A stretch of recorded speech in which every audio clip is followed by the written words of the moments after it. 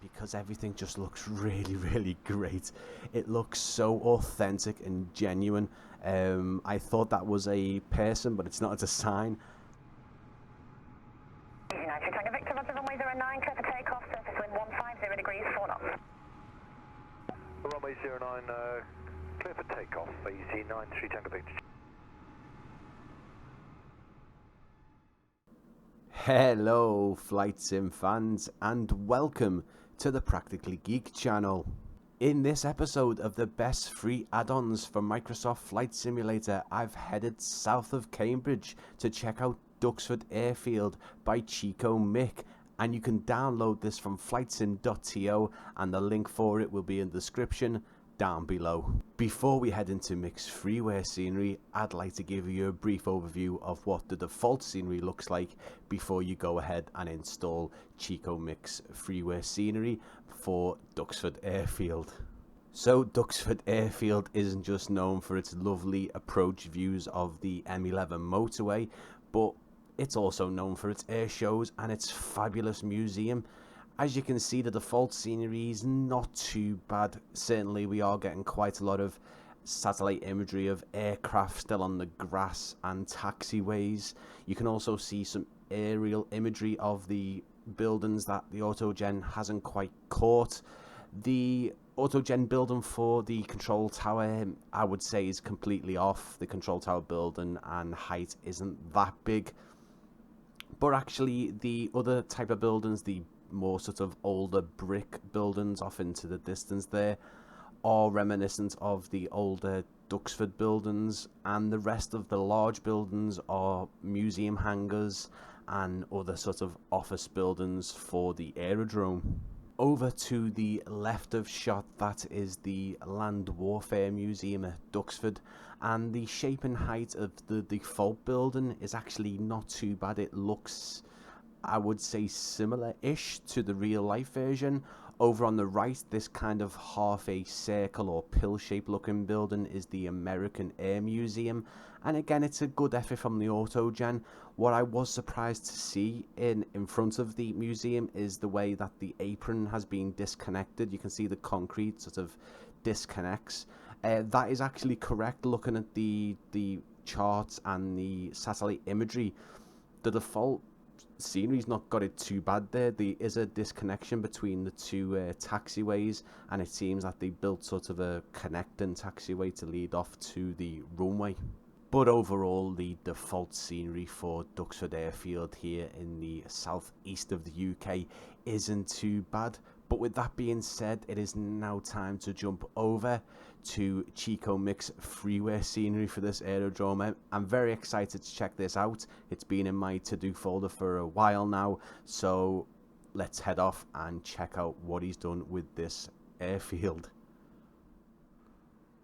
Welcome back to Duxford Airfield, and we're here at the staff entrance, and this is the freeware scenery by Chico Mick, and already very just quintessential British. It looks really detailed, and we're gonna have a look around at the airfield itself, take a look at the museum buildings, some of the bits outside the perimeter fence, loads of different, I mean, I haven't actually gone round this yet.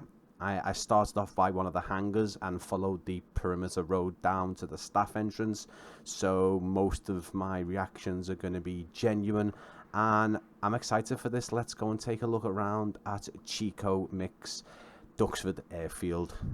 Let's start our tour of Duxford Airfield with a aerial view. Starting from east to west here, you can see that there's been a lot of work done changing all those autogen buildings to custom buildings, custom made buildings, and it's blowing me away already just by seeing the level of detail that's gone into this freeware, by the way, freeware scenery.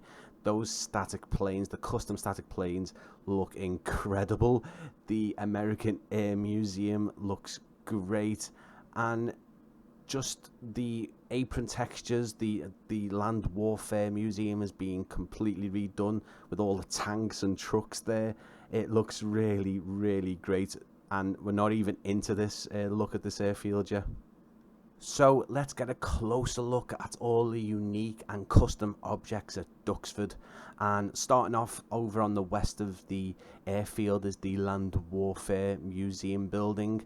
You can see it's been completely changed from the default one. Again, as I mentioned with the AutoGen building, it wasn't completely bad. The shape and the height was correct. But as you see, Mick has gone in and just worked wonders. The custom building itself is really detailed in my opinion. Textures aren't pin sharp like you're going to find on some of the really high-end payware, but actually the brickwork on the front entrance here, that lighter brown brickwork, from this distance it looks really crisp actually. And there is some nice texture work going on. The building doesn't look completely brand new. It looks a bit weathered and a bit dirty. I love how he's included all the tanks and the trucks over on the left hand side. Let's make our way over. I believe the next building is the American Air Museum building, which is kind of that half circle pill shaped type building. So let's head over there and have a closer look at that building. This is just going to be one of those sceneries that I keep on getting stopped by lovely little details, and this is one of them. Just a little stone throw away from the Land Warfare building is this signpost. You've got a lovely detailed signpost included within this free scenery. You can see the blackbird on the bottom. The picture is very crisp. You can read everything. It's not blurry. And just over to the right of that sign is the American Air Museum building. I love the benches and the bin just off to the left there, and all the footpaths, and everything just feels a bit more alive in my opinion than the default scenery. Round the back of the American Air Museum, again, more fabulous details. This fencing, the glass sort of fencing going around the grass area, and then the grass verge heading up to the roof and structure of the building there is really incredible to see. More lovely detailed sign work, bins and benches of course. Off over to the left, just over in the distance there is those static aircraft which we will be taking a look at.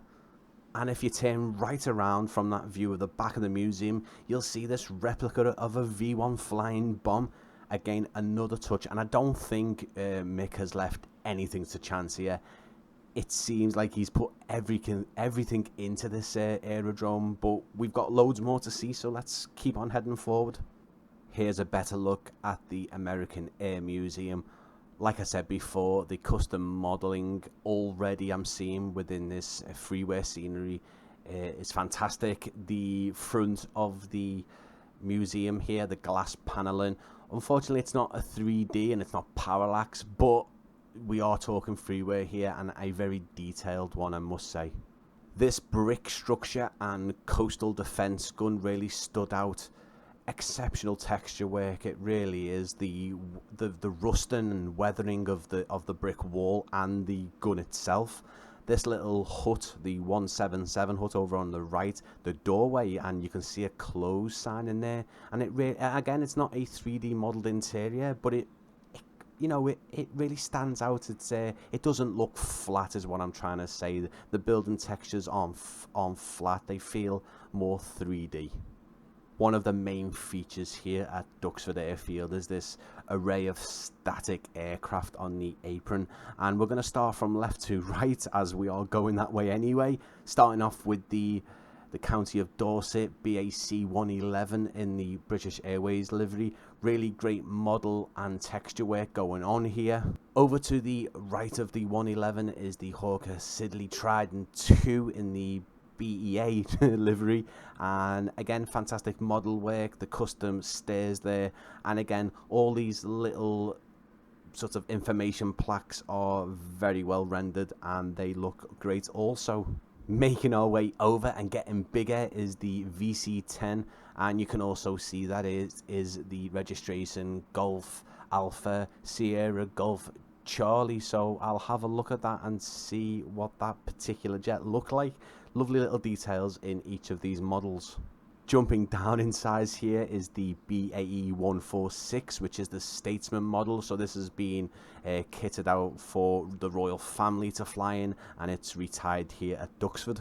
Moving our way down the line, I absolutely love this model. This is the Bristol Britannia 312 in the old Monarch livery. Monarch was the first airline that I flew on when I was about 15, so lovely memories there. Or not so much memories, because I wasn't around when this aircraft was flying, but certainly flying on a Monarch plane is what I'm trying to say. And finishing off the line here, we've got this Britten-Norman BN2A.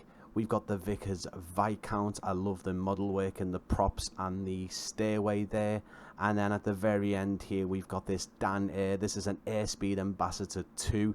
And I love this range of custom static aircraft. They look really, really great. So far, I am blown away with just the level of detail for a free scenery this Duxford Airfield has. The camouflage paint and textures to the hangar on the right here. You can see dirt on the brickwork as well, which is a great touch. The hangar doors don't look two-dimensional, they look 3D. Even the 2D window panes give a real sense of there being some kind of interior. And I must say there is an insane level of custom signs within this aerodrome. I'll be having a quick look at them. I'll go down and just go through a couple and just show you how well textured they are. The other sort of nondescript buildings I couldn't find names for. Obviously buildings like this, they may be staff rooms or office buildings, utility things, warehouses within the aerodrome. Look really, really great. I just wanted to get down even lower and point out some of these custom signs that Mick has included within the scenery. This is quite basic, but again, very, very crisp. And something, if you only doing flight in and out of this aerodrome, or you're doing circuit around it, you're never ever going to see this unless you're looking for it. But it just shows you how much detail's gone into it. Lots going on with this one here. You've got the directions for the American and Land Warfare Museum. It's telling you over to the right there. The speed, obviously observe the speed limit, the exit sign, the isolate, blue freezing. Not too sure what that means. If you know what that means, drop it down in the comments. But yeah, lots going on, more custom signage, and I'll show you another one. The historic Duxford sign. Once again, talking about the textures being used, you can see the outlines, the outskirts of the sign are rusting away. Nothing looks really, really new. It's not really, really bright in contrast. The green, it looks like it's been there. It looks like it's been weathered, and it's been there for a long time. And you know what? I might have to actually go inside VR on this sort of road, this inside road of the aerodrome, because everything just looks really, really great. It looks so authentic and genuine. I thought that was a person, but it's not. It's a sign. Even when you're up this close, the texture and again model work looks really, really great, really crisp. Again, I need to mention that this is a freeware scenery, so having this level of detail, like these skips, the metal barriers, the pallets, the cinder blocks, off into the distance you're seeing sort of crane and sort of forklift apparatus with cones, wheelie bins, more custom fencing. It just really looks, it looks alive. It looks fantastic. I haven't seen any custom people within this scenery, but I will tell you a bit more about that in just a moment. The Air and Sea building here, once again done to a really high standard. I love the brickwork and the sort of the contrast in texture, the colours, the brick pillars coming down on the edge of the building all look really, really nice. The bins, just the detailing around the building, not leaving it sort of empty, putting some bins in. Once again, the custom signs, the benches rather look great. The office over on the right, everything signposted up. Even the Air and Sea building's got its own custom sign, which if you get too close becomes really blurry, but if you step back a bit you can actually read the smaller text, which is fantastic. The Duxford control tower here done to a similar level of detail as the hangars and the other buildings throughout the scenery here. Really crisp, and textures are really nice. You can even see bits of wiring going along the edge of the topmost roof there underneath the giant C. You can see wires and where they're pinned to the wall. You can see the loudspeakers and the cameras as well. A lovely custom Scania fire truck there as well.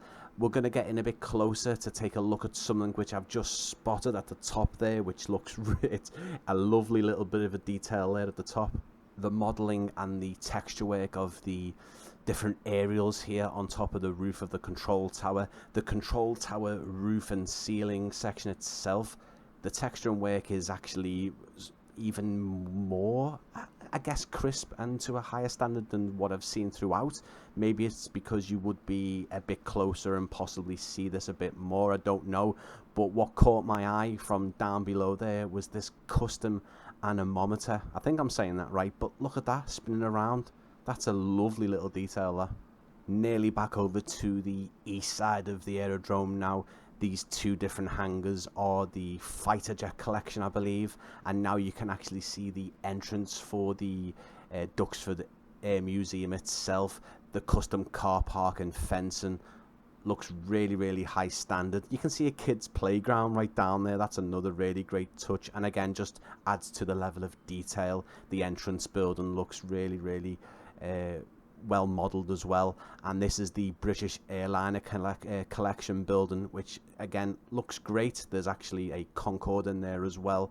I don't think there's an interior, but I don't believe there's any interior in there, but it doesn't need one. It looks really, really great, and so does the rest of the aerodrome. More fantastic detailing by Mick to make this airfield really stand out. You've got the Hurricane replica on the entrance of the museum, the entrance building as we saw before. More custom signage. The car park looks very, very detailed. It is crisp and really exquisite work by Mick, I must say. And did I mention that it was free?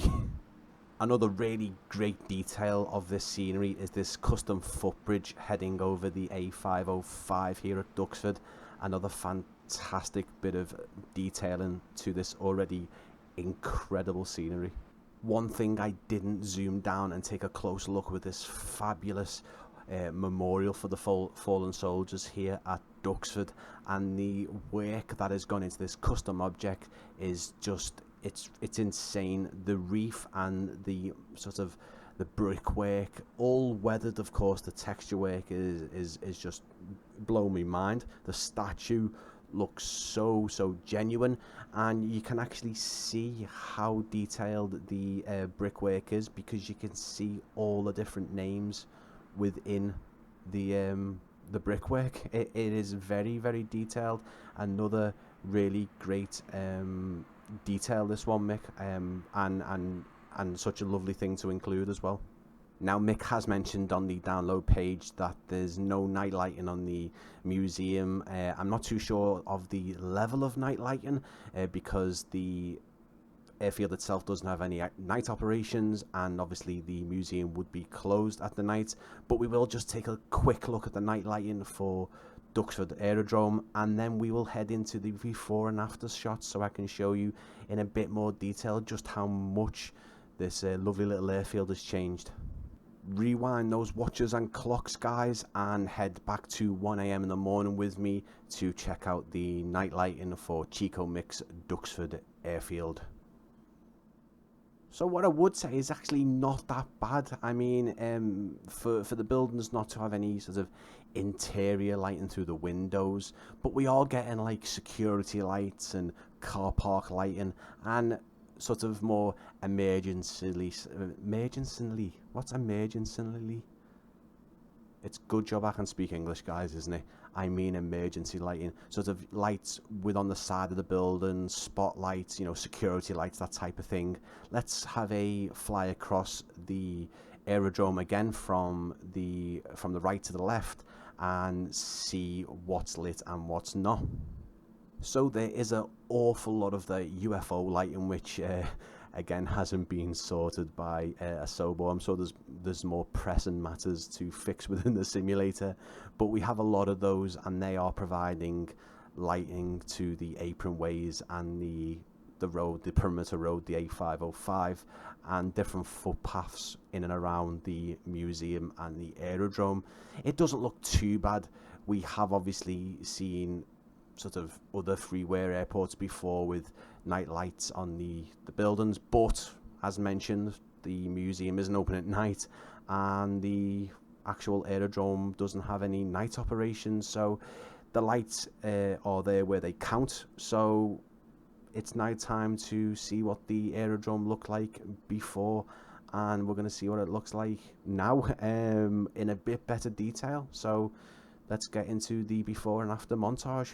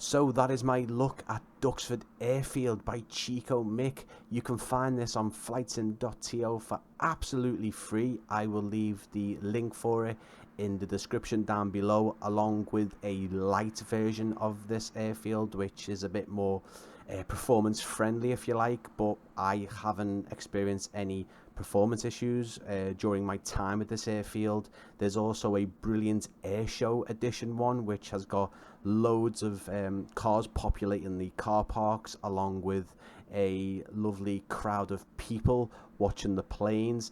I'll link that in the description down below too. Please think about leaving Mick a donation if he's taken any, or leave your thanks and comments in his flightsim.to product page. If you have enjoyed this video, please give it a massive thumbs up, and please consider subscribing to the Practically Geek channel for more flight simulator content just like this. Thank you so much for watching this episode of the best Freeware add-ons. I will see you for another episode very, very soon. United Tango Victor, Roger, runway 09, clear for takeoff, surface wind 150 degrees, 4 knots. 09, clear for takeoff, EZ9, 3 Tango Victor.